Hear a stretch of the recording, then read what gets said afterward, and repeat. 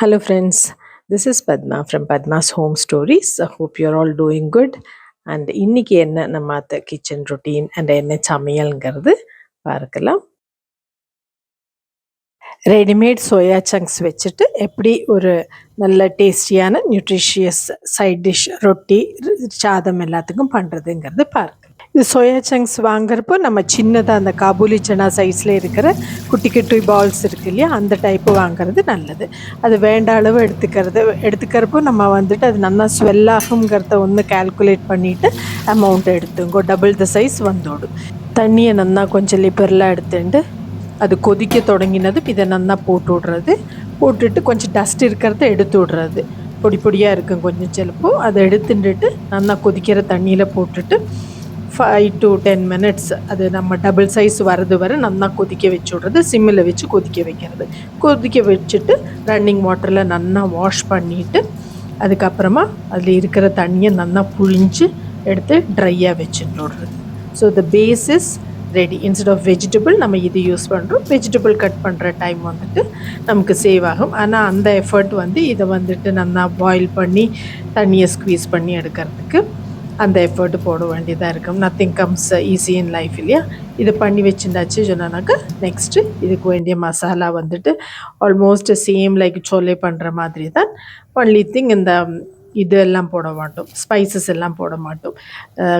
லவங்கம், பட்டை, ஏலக்காய் அதெல்லாம் போடுறதில்லை. மற்றதெல்லாம் போடுறோம்.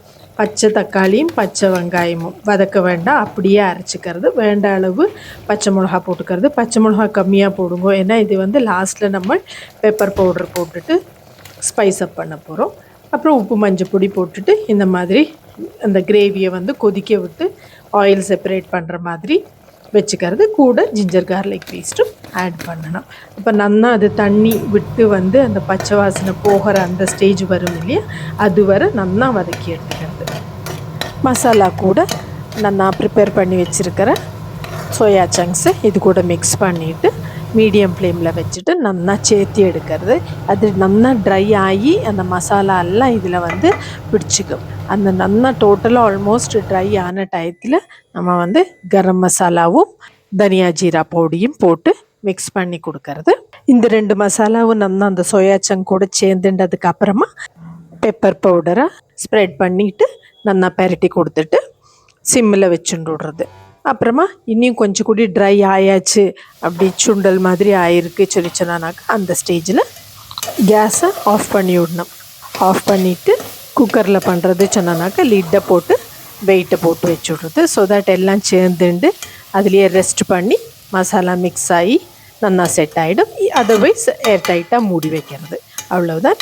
அதுக்கப்புறமா கொஞ்சம் டைம் கொடுத்துட்டு திறந்துட்டு மேலே கொத்தமல்லி போட்டு சர்வ் பண்ணுறது, அவ்வளவுதான். நம்மளோட சோயா சங்க்ஸ் கறி ரெடி. ரொம்ப நல்லா இருக்கும். அது பார்க்குறதுக்கு ட்ரை ஆட்டமாக இருந்தாலும் நல்ல ஒரு வெட்னஸோட சாஃப்டாக தான் இருக்கும். எவ்வளோ ட்ரை பண்ணாலும் அது மொத்தமாக ட்ரை ஆகாது. ஒரு சாஃப்ட்னஸும் அந்த வாட்டரி டெக்ஸ்சரும் இருக்கத்தான் செய்யும். This is the final look. Try பண்ணி பாருங்க.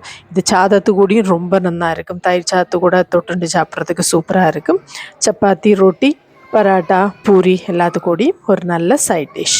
இந்த வீடியோ உங்களுக்கு யூஸ்ஃபுல்லாக இருந்திருக்கும் நினைக்கிறேன். Please subscribe and encourage me. See you again with another useful video. Bye bye.